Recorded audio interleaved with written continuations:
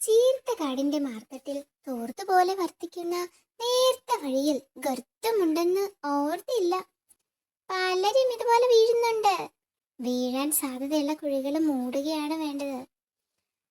കേറി വാ അജഗജ. കുഴി മൂടുന്ന ഒരാളെ എനിക്കറിയാം. അടുത്ത കാട്ടിൽ നിന്ന് വന്ന ആളാ. വഴിയിലെ കുഴികൾ കഴിവതും ഒഴിവാക്കാൻ കഴിവുള്ളവനാകണമെന്നേ മൊഴിയാനുള്ളൂ.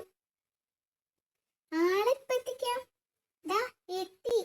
കാട്ടിൽ വഴിയിൽ കുഴികൾ വേണ്ട, കുഴികൾ മുഴുവൻ മൂടും ഞാൻ. വഴിയാണെങ്കിൽ കുഴി വേണ്ട, കുഴിയുണ്ടെങ്കിൽ വഴിയില്ല. ഒരു തുടക്കമെന്ന നിലയ്ക്ക് ആദ്യം ഈ കുഴി തന്നെ മൂടിക്കോളൂ. കണ്ണീർ നിറഞ്ഞ ചതിക്കുഴികൾ മണ്ണിട്ട് മൂടുവാൻ കാത്തിടണേ. കുഴികൾ ഭരിക്കുന്നോരേ, കുഴിമുത്തപ്പന്മാരെ, കുഴി ഇത് മൂടുകയാണേ, കുഴിയിൽ നിന്നും പോണേ. ഹലോ, പാട്ട് മാത്രാണോ? കുഴി മൂടുന്നില്ലേ? കുഴി മൂടുന്നതിന്റെ പ്രാർത്ഥനകളാ തീർന്നു. പണി തുടങ്ങുകയായി.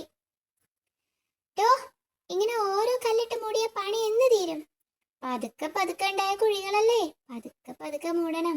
നടപ്പില്ല. മര്യാദയ്ക്ക് മൂടണോ വേഗം. കുഴി കണ്ടാൽ ഉടനടി മൂടിയിരിക്കണം. മൂടാം. അതിനെന്തിനാ ഒച്ച വെക്കുന്നത്?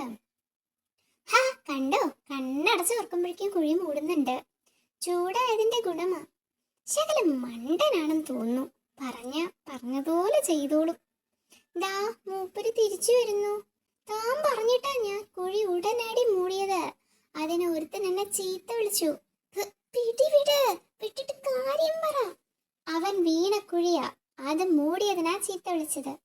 ഹമ്പടാ, ഒരു ഉപകാരം ചെയ്തിട്ട് ചീത്ത വിളിക്കുന്നു. വാ ചോദിക്കാം. ഉടനടി മൂടാനല്ലേ പറഞ്ഞത്, പക്ഷെ അങ്ങേർക്ക് ഉടനടി കേറാൻ പറ്റിയില്ല.